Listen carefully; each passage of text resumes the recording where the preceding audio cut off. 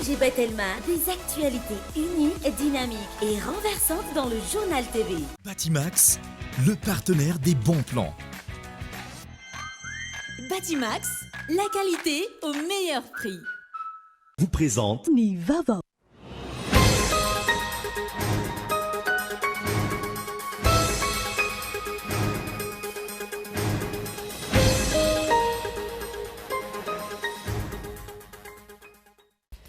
Ny atoandro tono navototro ireo mpitokona tolany aro ireo mpitandro ny filaminana miisa 2 voasambotro ny mpanao fitsikitsihana ka notanan'izy ireo nandritra ny alina nandritra ny fifandonana teo amin'ny mpitandro ny filaminana sy ny vahoaka omaly tokony ho tamin'ny 4 ora tolakandro no nitazona ny mponina ireo mpitandro ny filaminana ireo.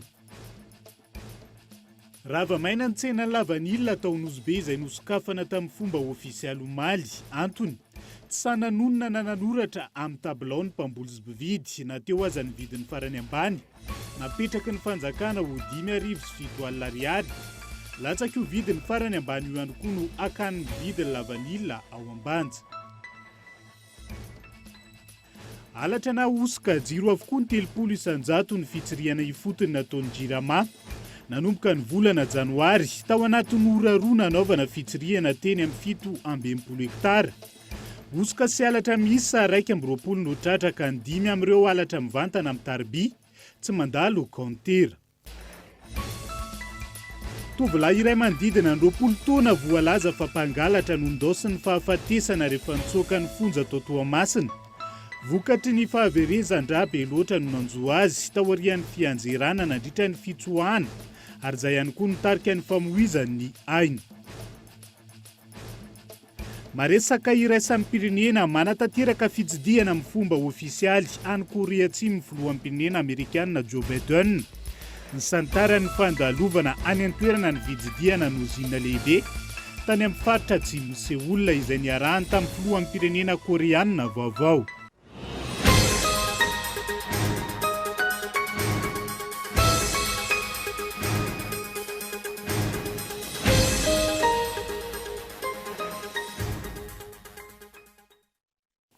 Tonga soa indray ato anatin'ny fotoana ny fampalalamban'ny vaonikolo amin'ity ala ity atena ny araba ho mba piraritsy tongo klasy tongo vavy asaiko ampanajana ihany koa ianao tsy saraka aminay hatramin'ny farany. Avy hatrany dia ny fivoaran'ny toetra rano tolany aro no isantarantsika ny fampalalam-bavao amin'ity ala ity. Ny atoandro teo no navototro ireo mpitokona ao tolany aro ireo mpitandro ny filaminana miisa 2 voasambotro ny mpanao fihetsiketsehana ka notanana izy ireo nandritra ny alina nandritra ny fifandonana teo amin'ny mpitandro ny filaminana sy ny vahoaka omaly tokony ho tamin'ny 4 ora tolakandro no nitazona ny mponina ireo mpitandro ny filaminana ireo Gaeton Andriatsilavo. Efa roa volana latsaka izay no nanomboka ny tokona sy ny taraina ireo mponina ao Andrakaraka, Ampasinampo ary andromondromotra noho ny olana misy eo amin'izy ireo sy ny orinasa QMM. Araka ny voalazan'ireo mponina voakasika, antony mahatonga izany voalohany ny fitakinan'ny solon-kasa saran'izy ireo noho ny tany sy ny ala fivelomany tafiditra ao anatin'ny toerana fitrandrahana ka tsy nahafahan'izy ireo nanoho izany intsony. Faharoa, ny resaka fahafatesan'ny trondro vokatry ny fahaloton'ny rano ka tsy afaka nanjono intsony ireo vahoaka izay 700 isanjaton'izy ireo mivelona amin'izany avokoa. Nisy ny hetsika fanairana nataon'izy ireo saingy tsy natambaolana ka nanomboka ny roso tamin'ny fanakanana ny lalana izy ireo izay miazo ny toeram-pitrandrahana. Trano misy 100 tafo no lasa ny orina ety amin'ity toerana ity ary fianakaviana manodidina ny 10 eo izy ireo no mitokona sy manao fanakanan-dalana eto. Fanerana te amin'ny lapan-tanàna 2 herinandro zany zay to amin'ny lapan-tanàna zany ary isorana ny bentanany Fort-Dauphin zany napiatragnonay. Dia nipetraka tao zay 2 herinandro fa tsy nisy fandraisana fanjakana ndraikitra zany hoe banjerana hoe ino mahatonga reto vahoaka ny findramonina ato amin'ny lapan-tanàna.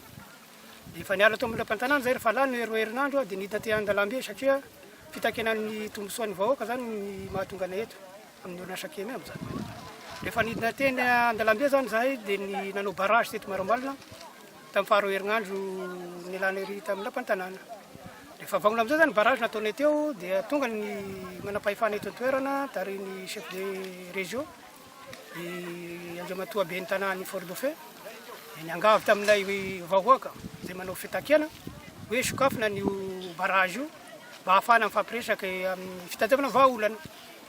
Dia nakataovinay moa satria ray aman-dreny ato toerana ry zareo dia raha zay ampandehan ty fitakena tiky ary atiavana vahaolana aminazy dia hosokafinay aloha ty noho ny fangatanareo ray aman-drenay totoerana dia sinokatry ny moa ny barage tamin'izay dia hoy izy niteny aminay hoe ataontsika ny rehefa misokatry barage ty dia atao ny fampidinina mahakasika ny fitadiavana vahaolana amity problema ty nisy solotegna moa niaraka tamindreo tamin'izay nanao ny taratasy fagnarana fagnamafisana fa hoe hitadiavana ny vahaolana amin'ny fotoana fohy dia nisy namateny zany nanao solotegna tegna dia nisy taratasy ny fanaovana fagnarana tegna dia tapirenina amin'izay zany dia sy hita zany ny narirarira amin'izay zany zay tapireniny narirarira amin'izay zany ny solotegna zay ny fanao taratasy fagnaraka tamindreo dia lany avao ny fehim-potoana ny fanomezana tamin'izay lany ny fahatelo herinandro dia nirosaka andalambe indray mandeha ny vahoaka manao fitakiana.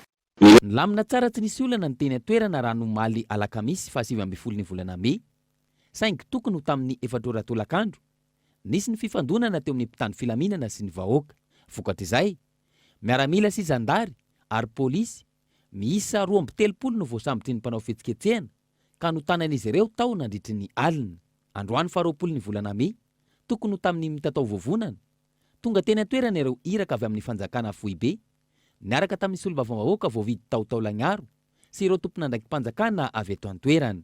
Manango fiangaviany tiako ananovina aboaosika nahera ro namaskareo vosoronareo ro namaskareo resaky faheriko etao avao zao fa nifampiresaky sika tamin'ny maly hariva ataoko angamba ny nitadiavinareo tamin'ny maly mipalia solotegna olobe lahatandreny vohisy agny hiteno anareo hanerany orinasa io hiteno anareo hitadiava vahaolana hanomeza fahafaham-po anareo avy zay fanirianareo zay io délégation matanjaka avy agny dikan'izay zany no hisy gny resaky ifampirehafasikana mba miangavy atanandroa zalahy amberasikana heky aboahonareo aheky zay havasika fa tsara olo hafa ny avao an'io fa itsika samisikana atao gn'ampiadia ary niteneniko tamin'ny premier ministre fa reo miaramila reo sy nampijaliana reo mpatandro ny filaminana reo fa natory ara-dalàna ny sakafo menareo sakafo sy nampijaliana efa zava-dehibe zany ka zay zany no angatasika aloha mba haverina reo mpitandro ny filaminana reo satria hafa baraka asika eto Madagasikara raha ohatra ka eno tenareo olo miady ary andavy ero asa miavy famako asika samysika tokoa va ifamono sy mariny zany mana eto zany dia zao marina ny fangatanao monsieur le ministre amin'leo namanay zay voatazonay ato satria misy zavatra mampalahelo io nahatonga an'io zavatra io eo fa io avosina io zahay sy mikasikasika an'io fa niteneniny aminazy ka samy malagasy dia izy avao iary hiady nitandrazasika ty hanareo koa hamono anay zay mitaky zo dia aiza ny firenena malagasy andeha ho aiza ny vazaha magnabotry asika magnandevo asika iny gnatosika zagnahary isika samysika koa gny famono. Taorian'izay tsy nandrisy olana ireo vahoaka namoaka avy hatrany ireo mpitandro filaminana izay nitanan'izy ireo ary niroso tamin'ny fifampidiniana ny roa tonta dia ireo solotena-panjakana sy ny mpitokona. Mbola isy ihany koa ny fionana amin'ny tompon'andraikitry ny orinasa QMM. Ny QMM izay tsy maintsy nampiena ny asa famokarana no io fanakanan-dalana nataon'ny mponina io. Raha ny loharanom-baovao azo isan'ny olana tsy mampilamina ity tranga ao Taolagnaro ity ny fisian'ireo olom-boafidy sasany ao anaty fitondrana mitady tombotsoa manokana. Tranga izay tokony anaovan'ny fitondram-panjakana fanadiadiana ka anasazinina izay tompon'antoka. Efa tafiakatra ambony ny maripana matony mpitandro ny filaminana indray no voatanandreo mpanao fihetsiketsehana ao anatin'izay. Fa ao anatin'izay olan'izay hatrany fa manodidina sy ampiariana lavanilina kosa indray dia rava-maina tsena lavanilina ataon'Ozibe izay nosokafana tamin'ny fomba ofisialy omaly antony tsy sananonona na nanoratra tamin'ny tabilao ny mpamboly sy mividy nateo aza ny vidy ny farany ambany napetraky ny fanjakana ho 5,7 ariary latsaka io vidiny farany ambany io ihany koa no akany ny vidiny lavanilina ao ambanja ka mampitaraina ireo tantsaga eto Andriatsilavo. Araka ny fandaharam-potoana napetraky ny fanjakana amin'ny alalan'ny ministeran'ny fambolena sy ny ministeran'ny varotra manomboka ny 7 hatramin'ny 9 ny volana May 2024 ny tsenany lavanilina ao Nosy Be ka nitao amin'ny fokotany ny anjiabe no nanomboana ny fanokafana. Eto za magnano antsoavo andaotsika hiaraka hiasa amin'izegny ho fitsinjovana ny vahoaka marobe. Ny fitondram-panjakana kosa ho an'izay minia andeha hagnababo ny vahoaka, andeha hagnano tsinitsino ny fanapahan-kevitra zay ndraisin'ny fitondram-panjakana dia andray fepetra faran'izay enjana ho an'izay minia manao an'izay ka hosazigny ary sazy enjana mety afara amin'ny retrait ny agrément d'exportation ho an'izay mpandraraha izay minia mividy lavany amin'ny vidiny ambany. Rava-maina tsy tanteraka io fanokafana ny tsena io no ny resaka vidin'ny lavanila. Tsy sananonona sy nanoratra amin'ny tabilao ny mpamboly sy ny mpividy. Nateo aza ny vidy farany ambany, napetraky ny fanjakana ho 5,7 olana tahaka izany ihany koa ny sedrain'ireo tantsaha ao ambanja. Ireo mpamboly anaty fikabanana ihany no alain'ireo mpividy amin'ny vidy farany ambany ny vokatra. Misy koa zany tsy masay ilay vidiny 75 000 ariary fa latsaka ty ambany be zany no vidiny ividianan'ilay olo lavaniny tantsaha ao ambanja zany. Ka agnisan'ny mampalahelo satria efa nitangona daholo le lavany, efa le lavaminay tsy efa antrano, nefa zany le prix zany lasa tsy ohatra ny fanarana izay navoaka ny fanjakana zany no andraisan'ny mpividy le vokatra lavany ao ambanja zany. Natao io vidy farany ambany io tsy ahafaty antoka ny tantsaha sy ireo mpividy ka tokony ho jerena akaiky araka ny fampanantenana natao tamin'ny vahoaka. Fampanantenana lehibe napetraka amin'ny vahoaka io ka mba jerevanareo, mba todianareo zany no tombotsoan'ny vahoaka fa mampalahelo dia mampalahelo ny vahoaka. Eo ny fiakaran'ny PPN efa tsy lazaina tsony, tena tsy lazaina tsony fa mba io ny zavatra andesin'ny vahoaka hiaro ny fiainana ao anaty tokantrano nefa le vidiny lasa tsy zarazara amin'izao fotoana ka zay ny zavatra mampalahelo ambanjaka magnantegna ny fitondram-panjakana indrindra amin'ny objectif sy filoham-pirenena jaina mba hijery zay vahoaka ny ambanja mikasika zany vidiny vokatra lavanila. Hatreto aloha tsy mbola mandeha ny tsenany lavanila ao ambanja sy Anosibe na efa nisokatra tamin'ny fomba ofisialy omaly ny tsena araka ny tetiandro napetraka. Tsy samy vidy amin'ny ovidy farany ambany 5,7 ariary io ny mpividy. Ireo tantsaha ihany koa ankilany tsy mandefa ny vokatra amin'io fetra napetraka fanjakana io. Ankoatra ny jony tsy ahivina, fambolena kakao, kafe, cola ary lavanila amin'ny ankapobeny no fotom-piveloman'ny mponina. Fa nitondra fanazavana mahakasika ny tohana tony amin'ny tetikasa fanamboarana ny lalam-pirenena fahatelo amby folo ny BEI na ny Banque Européenne d'Investissement andalana ho izy ireo ny fikarakarana miaraka amin'ny agence côtière ny famoahana ny vola mahakasika ny lalam-pirenena fahatelo amby folo eo amin'ny Porto Laniaro sy Ambovombe. Araka io fampafantarana avoaka ny Banque Européenne d'Investissement io. Lafomba vao hafa kosa indray dia misy lalàna mifeny asa fanaovan-gazety indrindra ny amin'ny fanilezana vaovao tsy marina na izany ho an'ny mpanao gazety na ny olon-tsotra ihany koa. Ny lalàna mifeny presse en ligne izay efa irosoana ihany koa amin'izao fotoana izao hoy ny tompony andraikitra teo anivon'ny ministera Nela Ranevson. Ny fanamarinana ny vaovao avoaka sy ny fanangonana vaovao tena marina no isan'ny maha-mpanao gazety ny mpanao gazety ary takin'ny lalàna mifeny asa fanaovan-gazety izany. Ny droit commun no miatra amin'ireo olona milaza vaovao tsy marina sy manelitsao eny amin'ny tambazotra serasera hoy ny tompony andraikitra eo anivon'ny ministera ny aserasera sy ny kolontsaina nandritra ny fivoriana ny arahana tamin'ireo mpanao gazety. Ny momba ny presse en ligne ny lalàna 20% ohatrotra enina amin'ny andiny faraiky amin'ny 7% sy izay manaraka rehetra eo no mamaritra mametraka ny famaritana antsoina hoe presse en ligne. Inona natao hoe presse en ligne dia izay organe de presse mizara vaovao de manière professionnelle amin'ny alalana ka mampiasa ny internet zany dia anasako anareo ny jerena an'izay lalàna 20% ohatrotra enina izay efa mametraka tsara ny famaritana azy ao anatiny. Pour la première fois sambany koa tsika eto Madagasikara manana an'izay lalàna tena mametraka anatin'ny lalàna zany an'io resaka presse en ligne io izay manaraka ny fivoaran'ny teknôlôjia vaovao ny fifandraisana ihany koa. Voalaza ankoatran'ny lalàna mifeny asa fanaovan-gazety miroso amin'ny famolavolana ny lalàna mifeny presse en ligne ihany koa ny eo anivon'ny ministera ankehitriny. Firenena tsotra dia ny droit commun no mifehy azy. Inona ny droit commun?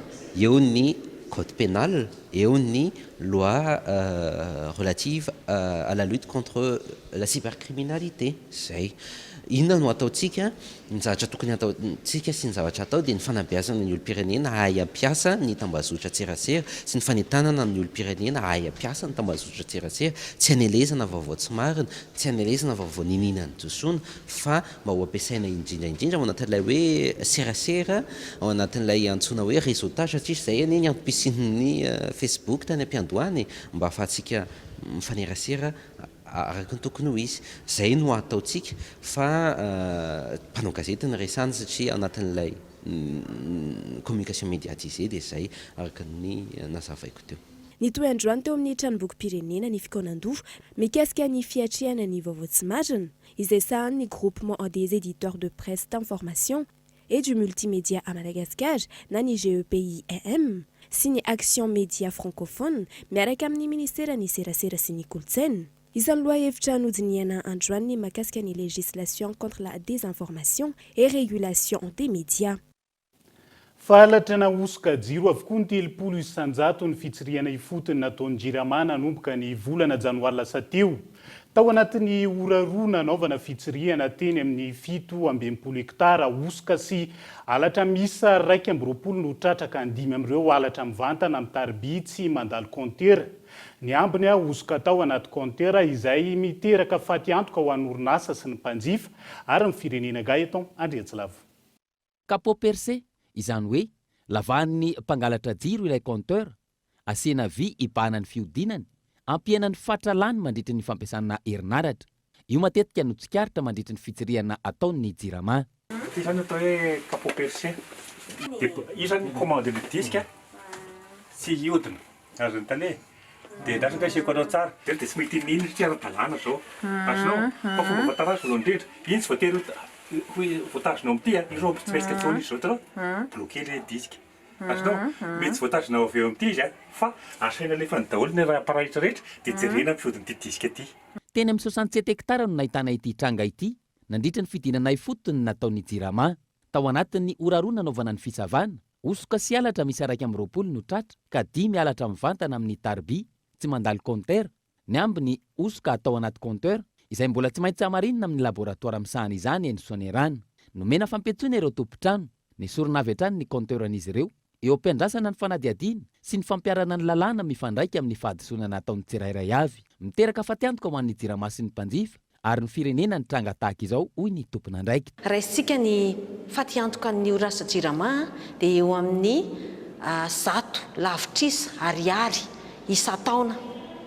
Fatiantoka araboly iny, fa eo ny fatiantoka ara-teknika izay tsy fahampian'ny tolotra amin'ny herinaratra omena ny mpanjifa.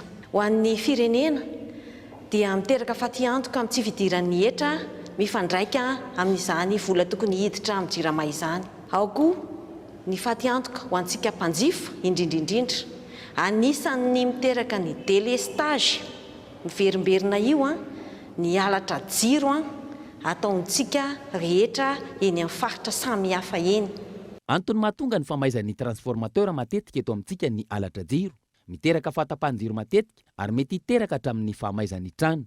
Hatramin'ny volana janoary nahitana alatra na hosoka jiro avokoa, ny 300 isanjato ny fitsiriana nataon'ny JIRAMA teto Antananarivo renivohitra. Mavoasazy ary mety ampigadra mihitsy izay alatra izay fa ity indray fa niokevitry ny fikambana ny gadra politika. Mitaky ny hanafainganana ny famoahana ny décret d'application mahakasika ny fanoneran'ireo niarambona tamin'ny krizy ny fandimby. Teto amin'ny firenena ny fikambana n'ireo gadra politika ankoatr'io no hamafisin'izy ireo ihany koa, fa tsy tokony atao fomba hitadiavana tombontsoa manokana ny fanaovan'ilay fikônandoha amin'ny pirenena. Henri Florian. Mitaky ny fampiarana ilay lalàna 12 sy 10 tsipika ohatra 17 mahakasika ny efanonerana ireo niarambona tamin'ny krizy ny fandimby sy ny hanafainganana ny famoahana ny décret d'application mahakasika izany ny FEDUP na ny Fédération des ex-détenus et victimes politiques de Madagascar. Efa vita avokoa ny pitsopitsono mahakasika ity décret ity fa anjarany fitsarana sisa no andrasana. Amin'izao tsika miteny zao zany dia efa vita tanteraka ilay décret d'application rehefa avy nandalo navety tamin'ireo sampa ministère maro samihafa voakasika zany ny angatahanay dia amin'ny ministry ny fitsarana am'izao fotoagna zao dia ny mba hanafainganana ny fahamoahana an'io décret d'application io zay tsy maintsy mbola andalo iny anivon'ny conseil de ministre mangataka izay zany ny hanafainganana zay famoahana an'ilay décret d'application zay misaha mahakasika ny fanonerana andreo ny aram-boina tamin'ny crise ny fandimby zay voafariky ny lalàna zany. Ankoatra io nanamafy ihany koa ireto farany mahakasika ny fikonan-doham-pirenena mba tsy ho atao fitaovana politika sy hametrahana ny tombotsoa manokana. Izay atao anatin'ny fédération ny gadra politika dia mankasitraka ary tsy mandahy ny anatanterahana ny fikonan-doham-pirenena. Saingy kosa aoka mba ho fikonan-doham-pirenena entina hitadiavam-baolana hampandrosoana ny firenena sy hanatsarana ny fiainam-bahoaka izany fikonan-doham-pirenena zany mba hitsinjovana ny ampitso ny firenentsika fa tsy fikonan-doham-pirenena hanaovana kajikajy politika hentina hitadiavan-tseza raha ampitso mety hoe akany amin'ny resaka fiaraha-mitantana ohatra zay fa nahazatra mpanao politika malagasy hatramin'izay lavinay zany. No mafisin'izy ireo ihany koa fa tokony hiroso lalindalina kokoa ny sehatra rehetra amin'ny firosoana amin'ny fiampihavanam-pirenena izay antsiroa ny CFM na ny conseil du fampihavanana malagasy. Fa ho fampiroboroboana ny fifanakalozana rabatra sy ahafahan'ireo tanjam-barotra ny vokatra ao anatin'ny komuna ny Pasipotsy, distrikan'ny Moramanga dia nanome tanana ny teo anivon'ny komuna ny olona Madagasikara avy amin'ny antoko malagasy miara-miainga Rariny Rina Sidonia tamin'ny alalan'ireo mpiara-miasa aminy anatin'ny distrika ka nitondra fanatsarana ny tsena teo anivon'ny komuna nisy ihany koa ankoatr'izay ny fanomezana ireo fitaovana ho an'ny hopitaly fanampanazavana. Nefa fanakiny resaka momba ny resaka fanolorana ny fitaovana CSB dia raha jerena zany dia natao hoe harena voalohany indrindra amin'ny zanak'olombelona dia ny fahasalamana ka isorana fitondram-pahalatsana malaza zany satria fatany tokoa no marary voaka dia mahavoaka isorana betabe izy na amen'ireo fitaovan'ireo. Eo amin'ny resaka tsena indray ny fanakalozana ara-barotra dia ny tsena eo koa mety tsy fanavakany ny olona satria afaka mifampitampo mpivarotra rehefa tonga hoe 300 ny voasary ny akaray ary 100 ny akondro akaray na 500 ny anana ray fototra na 500 ny vary raika poaka ka mitovy ny varotra amin'izay tsy misy fanavakana ka izany isorana amin'ny fotoam-panjakana manatanteraka ny zavatra misy ohatr'izao satria lehibe dia lehibe zao ary angeza eo amin'ny vondrona na mifaritra misy na ato ny commune na mivokotany sy mivoaka ny fametahana izany tsy izany fa lehibe zany zavatra zany tokoa. Lafomba vao hafa kosa indray dia zava-dehibe ny fihinanana sakafo ara-pahasalamana sy ny sakafo maro loko indrindra ho an'ireo zaza raha ny fanazavana teo anivon'ny ONN na ny Office National de la Nutrition misy amin'ireo mpianatra eny anivon'ny EPP no tratrany tsy fanjarian-tsakafo antony nanatanterahana ny hetsika fifaninanana ho an'ireo mpianatra ho fanintanana mahakasika izay fihinanana sakafo ara-pahasalamana izay fity nokolona. Mahatratratra any amin'ny 700 ny tahany tsy fanjarian-tsakafo raha ny eto amin'ny faritra Analamanga araka ny tatitry ny ONN na Office National de la Nutrition. Zava-dehibe amin'ny fitomboana sy fahasalaman'ny ankizy ny fihinanana sakafo ara-pahasalamana indrindra fa maro loko raha ny fanazavana trany. Anisany misedra izany tsy fanjarian-tsakafo izany ireo mpianatra eny amin'ny ambaratonga fototra raha ny fanazavana. Nanatanteraka fifaninanana ho an'ireo mpianatra araka izany ny Office National de la Nutrition sy ny Ministera Fanabeazam-pirenena mba hampitaina ireo tsara ho fantatra mikasika ireo sakafo ara-pahasalamana ho an'ny zaza sy ny ankizy. Final ny androany satria efa niakatra sélection pré-sélection zany ireo sekoly ireo fiofanana zay sitrahana izy ireo eo ihany koa ny atsifana amin'ny tsy fahatsofana zany hoe misy resaka hygiène zany hygiène alimentaire, hygiène corporelle, hygiène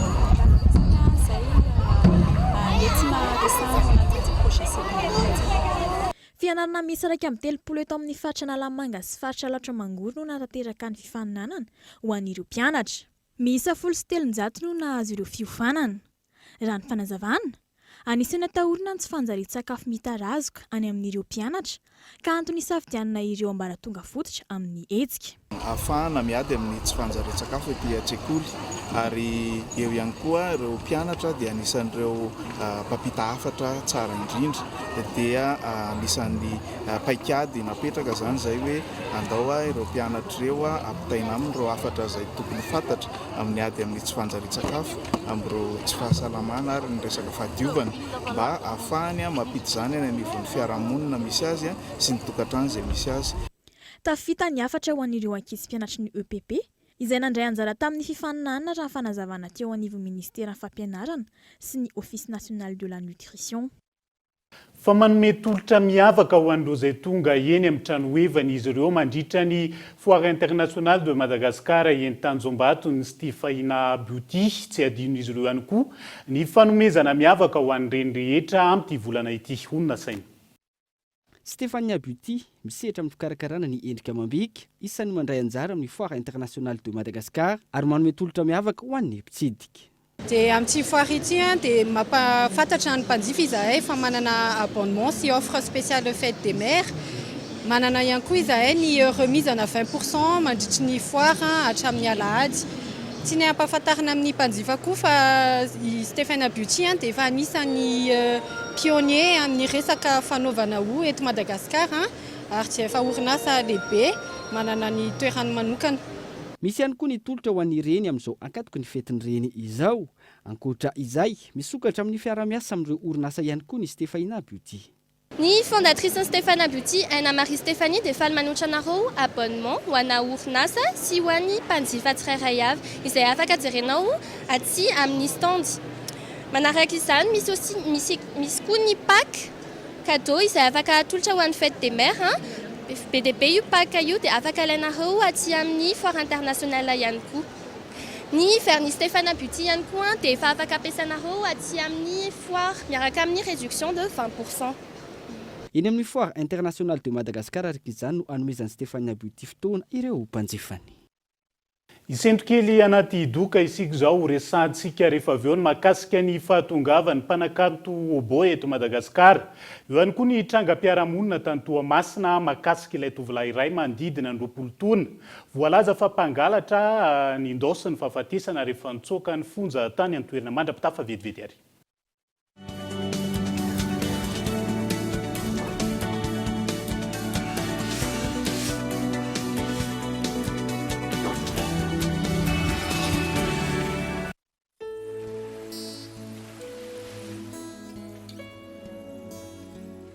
Niaraka taminareo no nanarahako tantara-pitiavana mamy.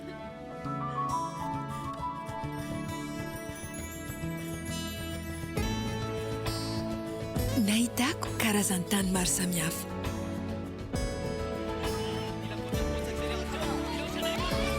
Nienako ireo lalao baolina kitra malaza eran-tany. Teo anilanareo dia tena torane. Raha tsy anareo tsy niena fihetsy ampo isan-karazany aho. Nahita tantara nampangitakitaka. Tantara maro sady tsara niarahako taminareo. Koa izay no mahatonga ahy an'olitra ny tsara indrindra hatrany. Eo anilana ho foana.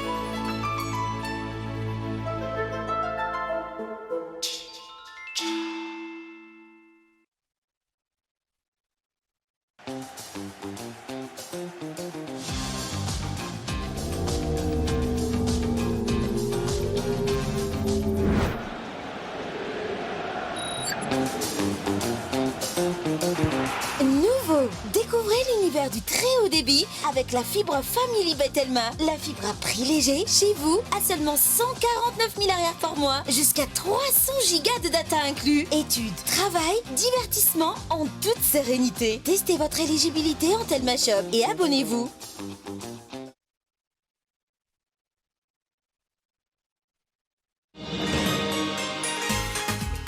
C'est un travail très difficile d'attraper les bébés qui bougent et de changer leur couche en même temps. Avec la couche culotte molle fixe, changer les couches est maintenant très facile. Je la déchire et l'enlève là où je l'attrape. Je remonte la nouvelle en un instant. J'emballe la couche et la jette. Moi et mes bébés sommes heureuses. C'est ainsi que se propage le mouvement de bonheur Molfix. Allez les beaux mamans, essayez la couche culotte pour bébé Molfix. Rejoignez notre mouvement de bonheur. Molfix, grandir heureux.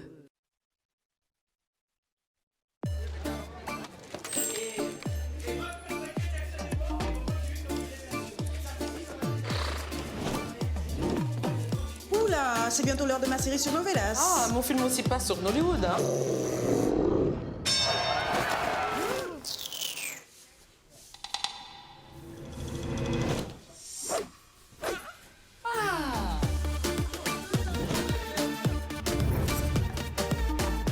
Avec la nouvelle application Canal+, retrouvez plus de 25 000 programmes en replay. Profitez des meilleures chaînes en direct et contrôlez votre consommation de data. Téléchargez-la dès maintenant, c'est inclus dans votre abonnement.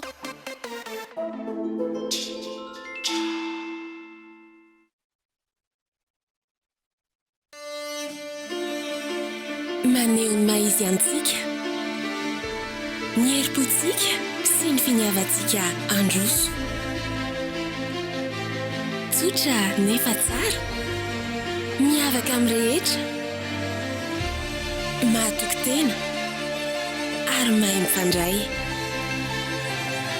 Mitsinjo ny ho avy ary manan-tena, fa ho velona trano ny fitiavantsika ilay tany aviana. Za Aigle d'Or, enao Aigle d'Or, isika Aigle d'Or. Aigle d'Or, manandratra avy ny antsika.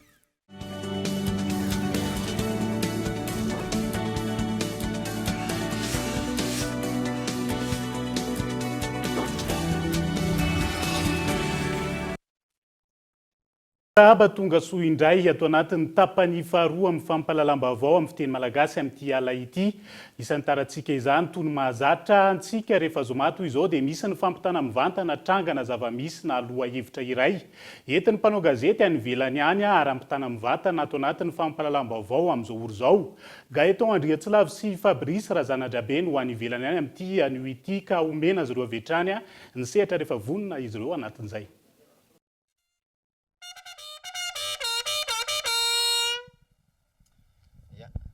Hitantsika araka izany fa ety amin'ny CPC Ivato no misy anay amin'izao fotoana izao mampita mivantana ny zavatra misy eto amin'ity CPC eto Ivato ity. Hitantsika araka izany fa izy ireo dia ao anatin'ny servisy izay miasa 420 ora ao anatin'ny 420 ora ihany koa ary 7 andro ao anatin'ny 7 andro dia ampahafantarana antsika ny zavatra misy sy ny zavatra iainan'izy ireo ity rehefa ariva ohatr'izao anatin'ity fampahalalam-baovao sy ny fampitana mivantana ity. Eto indrindra moa zany izao ny tompon'andraikitra rehetra efa mandray anay eto amin'izao ora izao apetrako avy hatrany ny fanontaniana hoe hono mon colonel azafady rehefa amin'ny ariva ohatr'izao sampana mpamonjy voinanareo izay ety amin'ny Ivato inona ny tena zavatra misy inona ny tena atao amin'izay fiandrasana raharaha zay. Eny tompoko ny voalohany tena maloha dia ny tenako no colonel Andriamito Antsoa Samuel Nionja Christian commandeny vondrona vonjy na ny corps de protection civile. Ny andraikitra asan'ny vondrona moa zany dia vondro tafika anankiray eo anivon'ny tafika malagasy izy io ary fehezin'ny état-major-ny tafika Antanety. Ny vondrona dia manana ny traikefa manokana sy ny fahaiza-manao amin'ny vonjy voina teniteniny eto dia mety ny voina mitranga andavanandro ary eo koa ny loza voajanahary zay loza mety mitranga eny amin'ny toerana rehetra eny zany dia afaka sahan'ny vondrona. Ary misy ny mpiandrarà na miaramila en permanence 420 ora zay fanantsarana zay asa zay.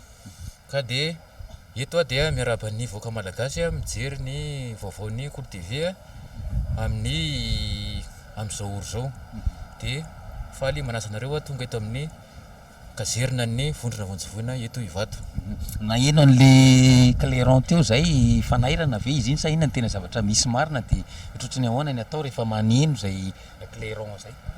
Ya ny fotoana tonga avinareo moa zany dia tao anatin'ny fanaovana ny contrôle des piquets ka dia hitareo amin'izao fa efa manao ny fanaraha-maso sy ny fijerena ndreo olona misana ny permanence zany zao ny tokony ndraikitra am'izany dia eo koa ny fijerena ny fitaovana hoe afaka hiatrehana ny leloza tsara le ny fitaovana efa nomanina dia ho aseho antsika eto zany ny fanaovana an'izany hoe contrôle de piquet eto anivon'ny ho lafiny vononavonovoina voalohany. Izy io ve atao isaky ny ora sa isan'andro sanatry isaky ny manao ahoana ny manao an'izay contrôle zay na ny olona zany na ny fitaovana. Amin'ny arivariva toy izao no manomboka eo amin'ny an'valosany io no matetika no atao ny contrôle de piquet satria misy ireo olona natokana manokana efa voatendro manokana isana izany fa ny misolo mako amin'le izy hoe isaky fito andro dia 420 ora anatin'ny 420 ora dia tsy maintsy misy andro ihany makaina ohatran'izay satria ny lozana amindray matetika maharitra fotoana ora maromaro ny fiatrehana izany rehefa hitranga. Alao aloha arahantsika vetivety izay fanaraha-maso contrôle ataon'zareo zay amin'izao ora zao satria hitantsika araka zao fa dia efa miatrana tokoa ary tena vonona ireto miaramila ireto amin'izay lafiny zay manara-maso sy ny sisa.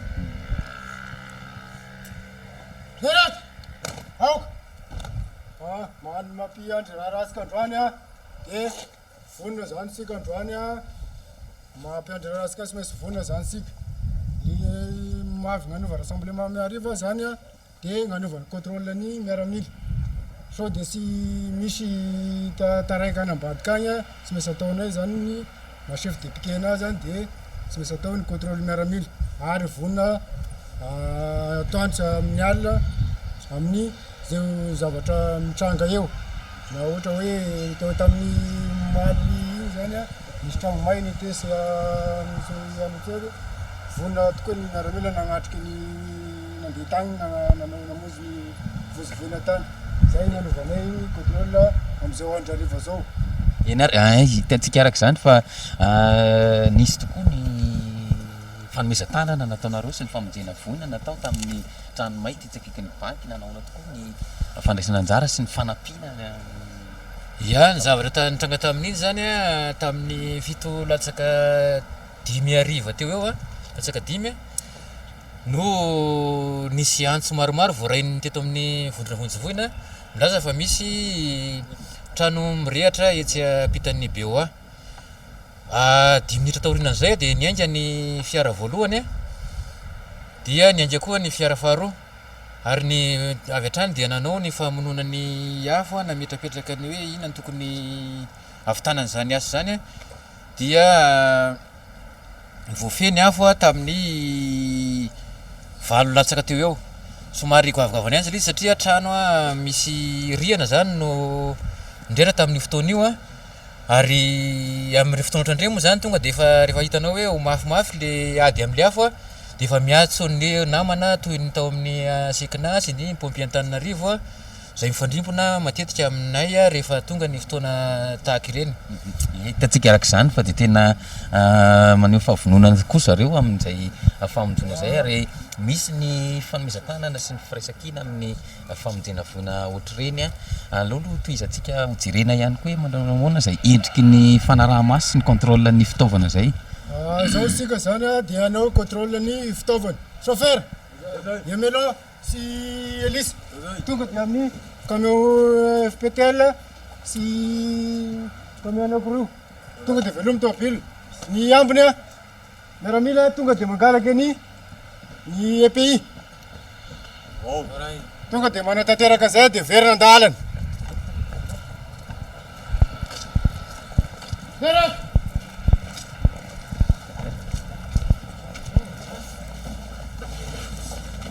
Mangalaka anazy zao mangalaka anazy sy moramora fa sy koropana.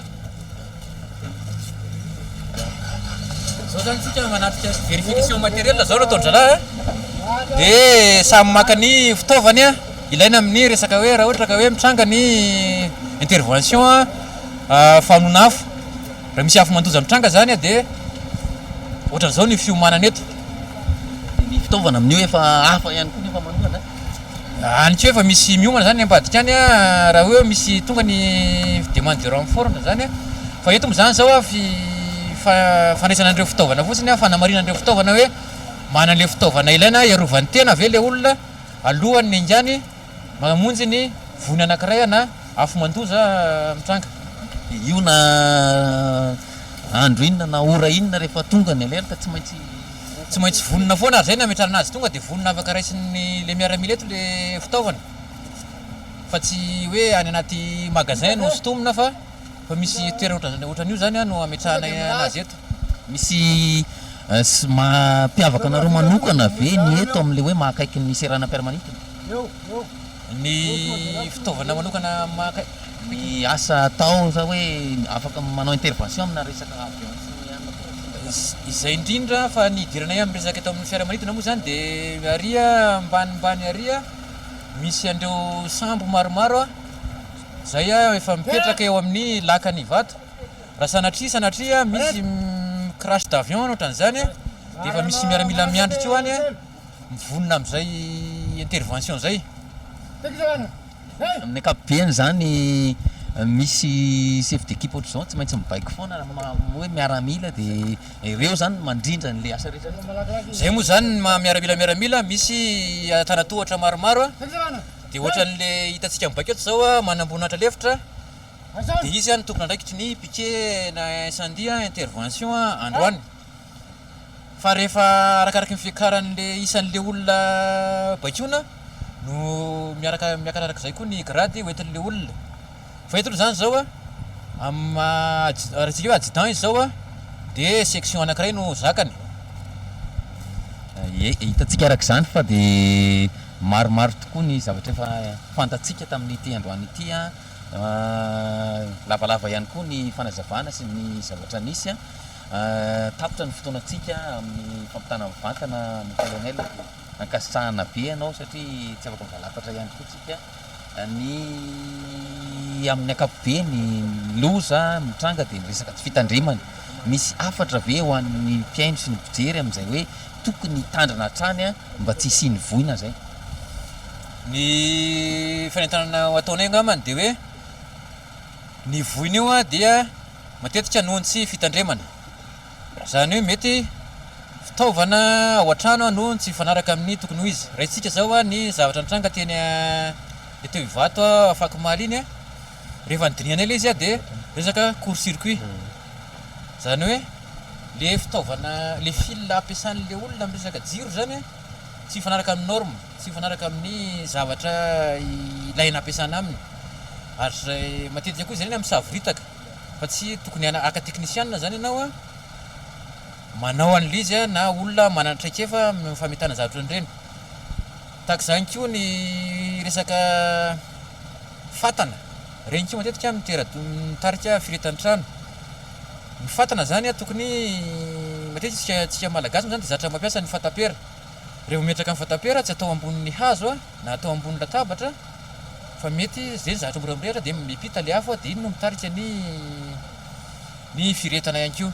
Eo koa ohatra ny resaka labozia ny labozia tokony mipetraka amin'ny bougeoir na ny fitoeran-jiro tsy mirehatra tsy zavatra tsy mora mirehatra zany na hoe vita amin'ny tanimanga na vita amin'ny vy matevina tsy apitatra n'le afo miteraka le afo zany fanentanana farany angambany mandritry ny fiasan'ny mpamonjy voina dia tanina ny vahoaka tsy tangorona na anelingelina ny fiasan'izy ireo satria nampitandry filaminana efa mandamina n'le olona matetika fa ny olona rehefa manomboka amin'ny vangongo be da be dia tsy voafetsony dia lasa manelingelina n'le fivezivezen'ny fiara ohatra maka rano sy ny fiara mitatra rano mitondra ny mititatra marary koa sanatria misy olona mila evacuena zay ohatra zay zany no ankasitrahany ianao amin'izay fanentanana maromaro zay ary hitantsika tokoa fa dia misy ny mikasany anareo ohatra amin'ireny zavatra ireny dia zay moa zany fanentanana izay ihany koa no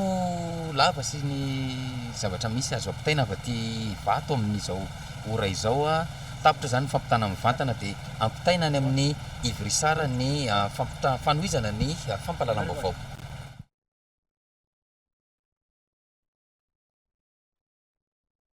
na dia somary nihitsoka kely aza ny sary tao anatin'izay dia mino izay fa nafahantsika tany atokantrano nafantatra amin'ny ambangovangony ny fomba fiasa sy ny fiomankomana ny sampana mpamonjy vona teny vato iny fampitana mivantana netiny Gaëton Andriatsilavo sy Fabrice Razanadrabe iny ka isorana azy ireo. Fa noho izantsika ny fampalalam-baovao amin'ny ity ala ity dia mila samy mitandrina amin'ny fampiasana ny lalana avokoa ny rehetra ho fisorohana ny loza mpifamoivoizana ao anatin'ity oronan-tsary manaraka ity no anarahanao ny toromarika sy ny tsara ho fantatra rehetra mahakasika izay fampiasana ny lalan'izay.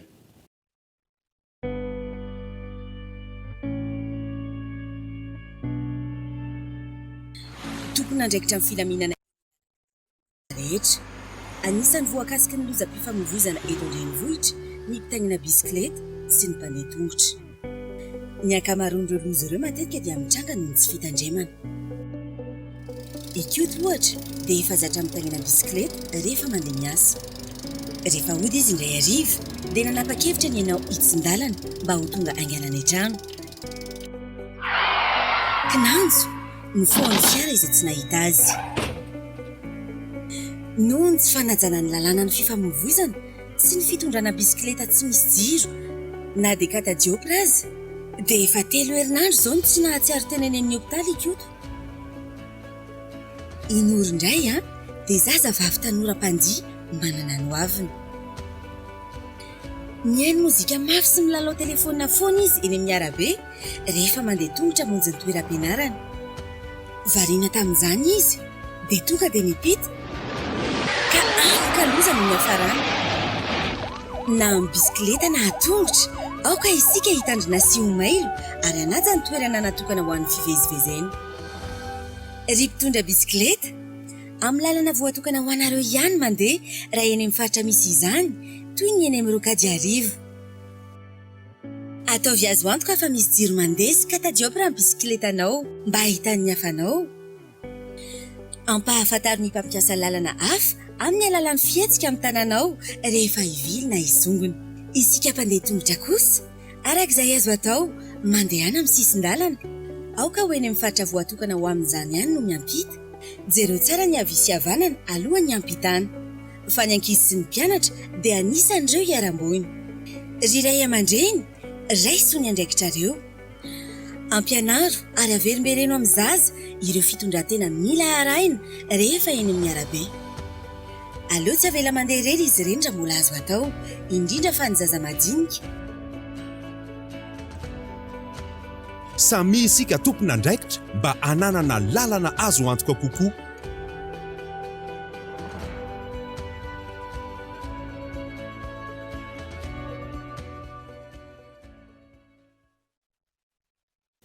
Fa azo atao tsara ny mampiroborobo ny tontolo natiora sy ny teknika mpambolena amin'ny alalan'ny permaculture ho fampivoarana izay fitiavana natiora izay hikarakara ny andiany faefatra amin'ny Festival des Jardins ny Alliance Française Antananarivo manomboka ny 24 Mey ho avy izao fitinokoloana.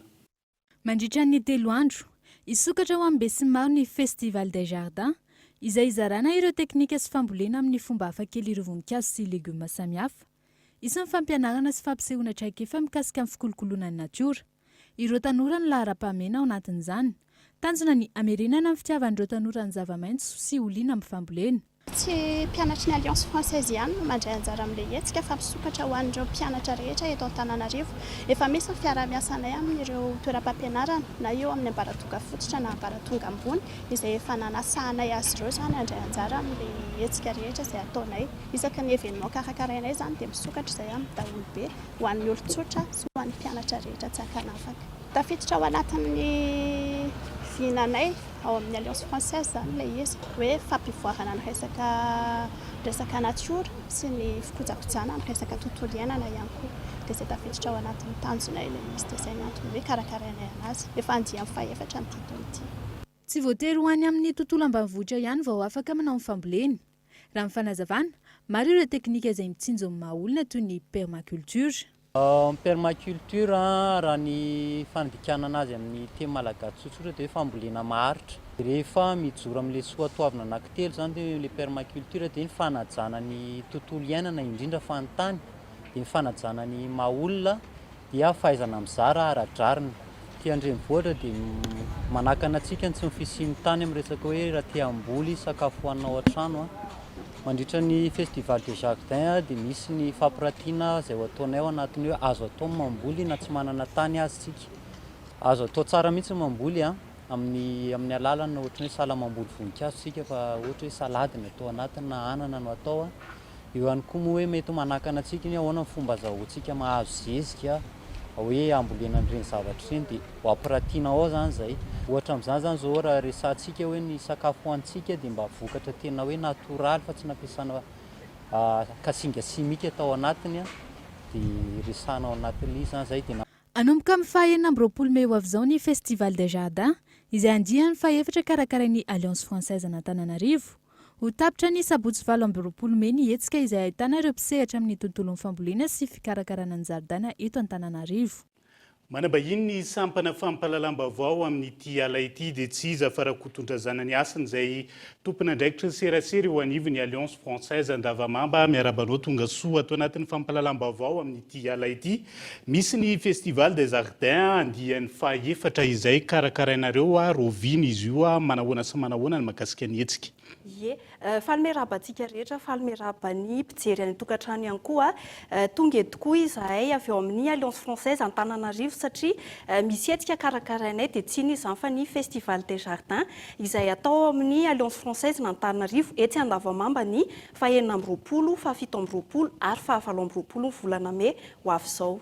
Tsy mijanona ao anatiny ataontsika hoe fampiroboroboana sy ny fampivelarana ny teny frantsay ny andraikitrinareo arak'izay inona ihany koa zany ny tena isan'ny tanjona ao anatin'ity hetsika ity. Zay indrindra ho an'ireo tsy mahafantatra na ho an'ireo efa mahafantatra ihany koa ary dia ny nahafantarana an'izany Alliance Française n'Antananarivo izany dia tao anatin'ny fampianarana ny teny frantsay sy ny fampiroboroboana ny teny frantsay.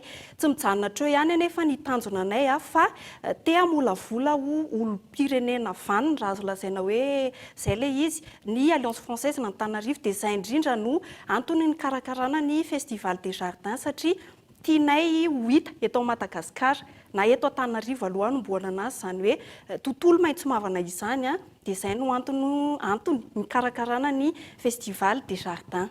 Manahoana araka izany ny fandaharam-potoana ao anatin'ireo 3 andro rana ny hetsika ireo.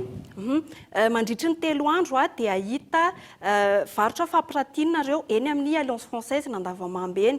Isy trano eva mihoatra ny 700 isa eny ho hitanareo zany hoe mivarotra kojakojan-jaridaina ohatra, mivarotra an'ireo hazo, fihinam-boa, mivarotra voninkazo sy ny sisa.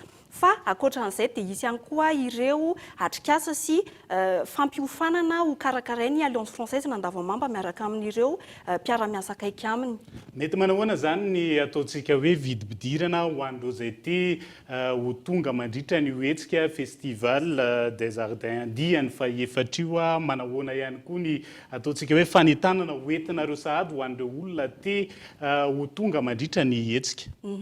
Andiany fahaefatra tokoa ny Festival des Jardins zareo ary ho tanterahana ny fahaenina amby roapolo, fahafito amby roapolo ary fahavalo amby roapolo ny volana May ho avy izao ao amin'ny Alliance Française eny Andavamamba. Arivo ariary monja ny vidim-pidirana amin'io fotoana io anasana antsika rehetra izay tia an'izany zaridaina, fanaovan-jaridaina izany ary ho antsika izay tia hikolokolo ny tontolo iainana ihany koa. Manomboka amin'ny 9 ora maraina dia efa misokatra ny vavahady eny amin'ny Alliance Française n'Andavamamba mandritra an'ireo 3 andro ireo ary arivo ariary izy ateo ny vidim-pidirana. Raha toa ka te hisoratra anarana amin'ireo atrikasa isan-karazany ianareo dia aza misalasala mihitsy mijery ny page Facebook ny Alliance Française n'Antananarivo fa ho hitanareo adolo ny fandaharam-potoana rehetrarehetra. Fendy feny fanazavana mahakasika izay ankasitrahako ianao rakotondrazana ny asana izay tompona andraikitra ny serasera ho anivon'ny Alliance Française eny Andavamamba nitondra ny fanazavana mahakasika izay. Saotra betsaka indrindra dia manantena ny fahatongavantsika rehetrarehetra izahay. Fahafanany adevitra ny alina ao anatin'ny fandarana ny Kitsimpo aorian'izao fampahalalam-baovao izao. Ho vahiny ny fandarana ny solombavambahoaka voafidy tao amin'ny Bilbe avy amin'ny vondrona IRD. Asimo Bruno sy Ralay vahiny Frérot Dilo Amnoara filohan'ny tanora RMDN. Io mpana amin'ny fanavaozana tanteraka ny lisam-pifidianana sy ny fikasanana tanteraka fokoanan-doha-pirenena ary ny toe-draharaha-pirenena amin'izao fotoana ny adevitra andao arana ny sombin'izay. fa amin'ity fitondrana ty zany rehefa izy manome pp manara-pentra de développement diso zany hampianatra anareo ao nareo le manara-jenirano be fahatany satria zao rehefa zavatra zo fototra ny fisitsahanao anio a tsy misy ridirany fampandrosoana ahoana moa itenenana fampandrosoana raha manome pp manara-pentra any andro ianao ny olona rehefa lava eo amin'ny tany nona mosary any aminareo mako tsy kere fa nareo zany zay le grave n'ity fitondrana ty raha mamboatra zavatra bitsika kely ohatran'iny ny communication ohatran'io ka olona efa mahalala ny voaka malagasy ka aminay tompoko tsy io no vahaolana teto tsy nisy olo nijaly EPP zany tany aminay misy EPP isaky ny fokotany tamin'ny andro nratsiraky fa ny anareo a io resaka mila visibilité manao zavatra sady le manara-pentra koa angaviko aza voaboka anareo fa tsy izy io manara-pentra zany définition ny manara-pentra hatsany anatiny fa tsy hoe lokoinao orange le izy de manara-pentra fa azoka foiena le EPP any aminareo ny mampanara-pentra azy fa misy EPP fanjere misy zafoto-drafotsasa lazaina fa manara-pentra ny ao anatiny mampome anareo mivolagna hoe fa zay député mamotry firenena mampahantra vahoaka mamitaky firenena zay tsy mandiniky lala zay loi de finance tsy vakinareo zay zany ny fahitanao azy fahitany voaka malagasy fahitanao azy wa fahitanao azy pour que tere manao vola hoe fa voaka malagasy fahitanao azy zay zahay député mpamaky boky raha io fetram-potoana maky anareo loi de finance io a anaporofona sahady fa tsy voavakinareo io aza mifamitaka eto fantatsinay fa pazy firy foana vakina de lasany minitra koa za ty mangataka anao raha laha amin'ny élection manaraka amin'ny latsa député nao amizay mandeha tsara latsaka fa nangalany vatoko mandeha tsara zay manahirana fomba hoana moa tao angalatra vato raha fifidiana ny amitsika rehefa misy resy dia na arbitre tsy mikatramo mangalatra fa tsy maiky mihitsy izy ny farisehany zay ny problème tsika io zay le tadiavandririavatsika concertation nationale io trangam-piarahamonina no hanohizantsika ny fampalalam-baovao amin'ity ala ity tovolahy iray manodidina ny 20 taona voalaza fa mpangalatra no ndosiny fahafatesana rehefa nitsoka ny fonja tao Toamasina vokatry ny fahaverezan-dra be loatra no nanjo azy taorian'ny fianjerany nandritra ny fitsoany ary zay ihany koa no nitarika ny famoizana ny aina nazo baiko tamin'ny fampanoavana ny fianakaviany androany fa tsy maintsy averina ny fizahana ny razana afantarana ny marina momizay Erinora Zafimanana Kolo Toamasina. Ny andro ny talata fa 17 ny volana May lasa teo no nahiditra violon ity lehilahy 20 taona ny endosy ny fahafatesana ity. Alatra finday tetsy amin'ny gara routière Tanambo 5 ny fantatra fa nisamborany ny fokon'olona azy tokony tamin'ny 2:30 minitra raha ny nambarany lehibe ny commissariat central la Bazarikely. Nahiditra violon ty lehilahy ity tokony tamin'ny 4:00 ny andro ny ihany mandra-pandefasana azy hiakatra fampanoavana izay tokony omaly alakamisy fa 17 ny volana May. Tokony tamin'ny 7 sasany maraina ny ampitsonina voasambotra azy io anefa no voalasa fa tsy nahatsiaro tena tampoka tao amin'ny violon zay nitazomana azy ity lehilahy ity ary dia nianjera tamin'ny tany raha ny nambara ny tompona andraikitra hatrany. Nisy garde à vue zany hoe olona nitazomana tato amin'ny violon tato amin'ny commissariat central izay tratran'ny malaise tamin'ny maraina teo. Tokony tamin'ny 7 sy fahefany mahery kely teo male izy nitrangan'izay zavatra zay zany hoe avy tao amin'ny violon mazy io zany izy andeha hitsangana iny tonga de nikarapoka zany tonga de lavo de ny lonina zany nikarapoka tamin'ny ciment de avy atrano zany nima zany le garde violon sady niantso koa zany le namany tao reo hoe c'est faux misy olona nikarapoka amin'ny tany ty de avy atrano ma zany nandraindraiky ma zany le garde violon namoaka azy de entre-temps io ma zany za tonga de niditra andeha ampiasana iny amin'ny fito sy fahefany mahery kely teo de nahita an'le izy avy atrano zany nanome baiko hoe ento amin'ny hôpitaly malaky aingana de aingana le izy. Nitoy teny amin'ny hôpitaly CHU Morafeno ny fizahana fantatra taorian'io fa fahaverezan-dra na hémorragie intracranienne no nanjo azy. Omaly maraina no tonga teny amin'ny tranopaty CHU Morafeno ireo fianakaviana naka ny razana. atairana ny any fianakaviana raha nahare fa maty ary nisy nanatitra any amin'ny etranopaty ao amin'ny CHU Morafeno ny avan'izy ireo. Nanambarany iray ny tovolahy ity fa tsy mpangalatra ary tsy mbola nanana olana toy ny fifandirana ara-piarahamonina ny zanak'izy ireo ary olona manana ny asa fivelomany.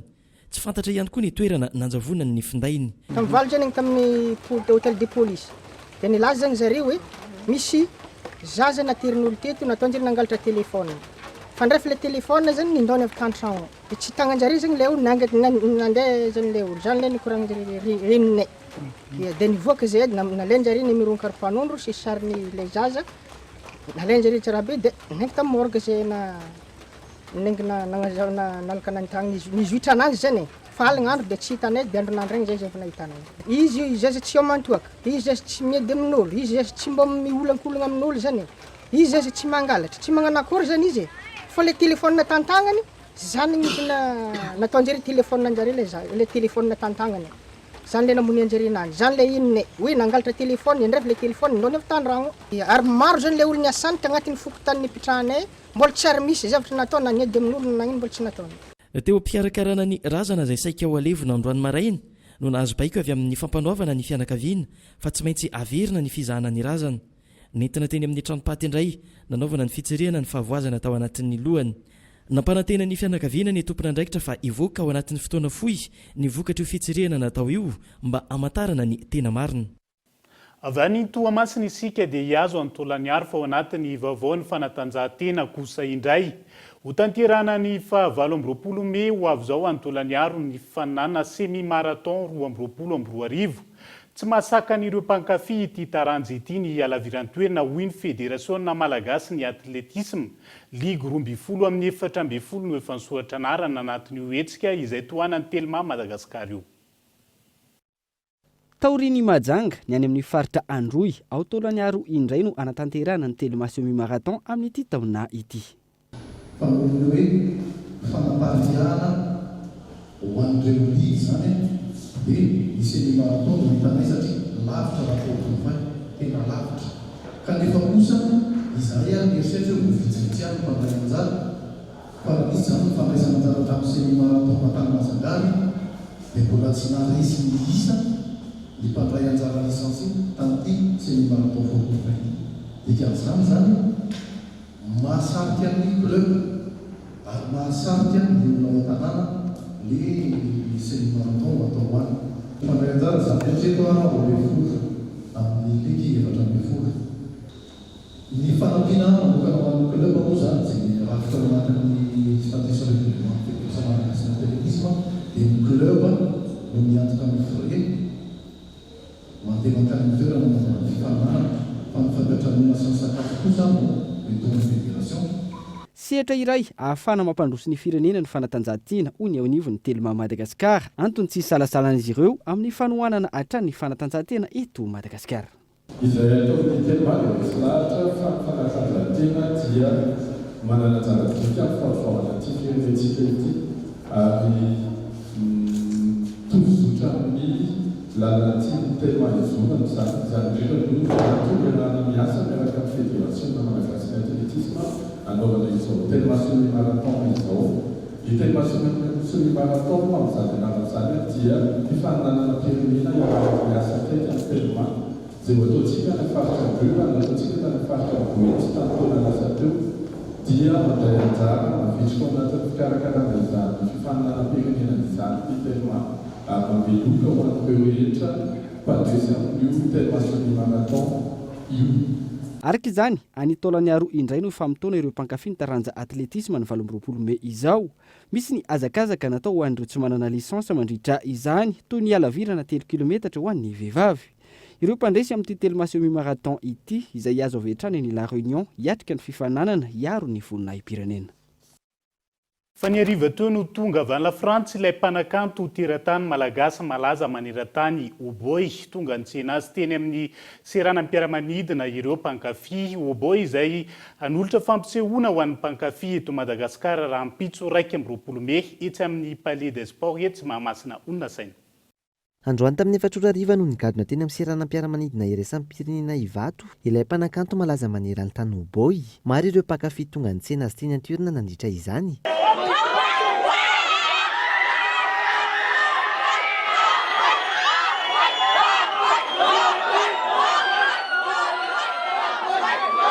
raha ampitso araka izany no hiankatsehatra voalohany eto Madagasikara etsy amin'ny Palais des Sports Mahamasina i Oboy. Tsy aivina, mpanakanto teratany malagasy ny tenany izay malaza maneran-tany eo amin'ny mozika gadona rap. Dia nampanantena atsika mpakafy eto tanindrazana izy fa anome seho hafa mihitsy ampitso na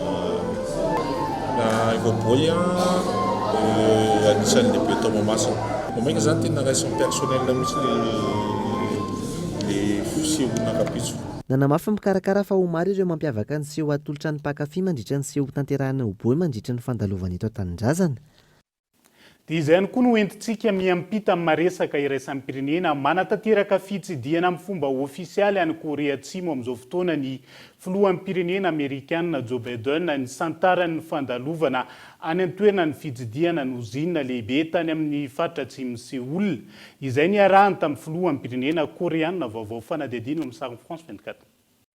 Joe Biden pose pour la première fois le pied en Asie en tant que président des États-Unis.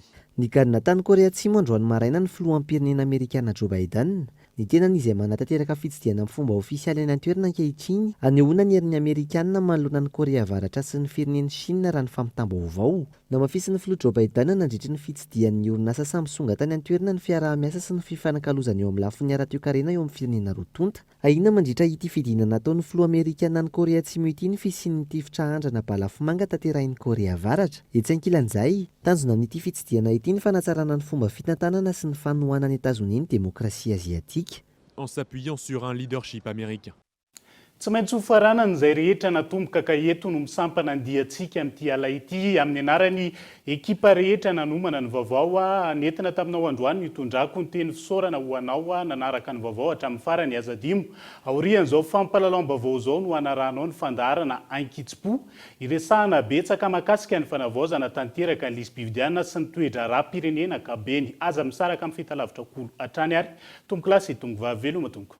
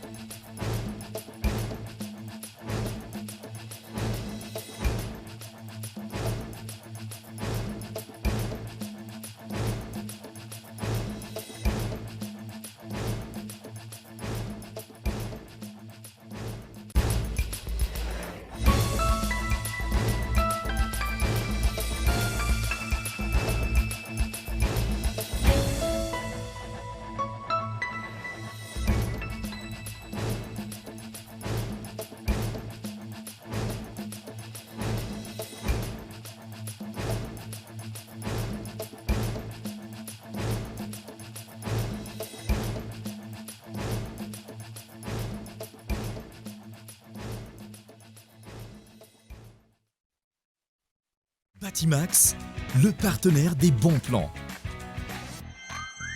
Batimax, la qualité au meilleur prix. Vous a présenté Nivavo. 5G Batelma, des actualités unies, dynamiques et renversantes dans le journal TV.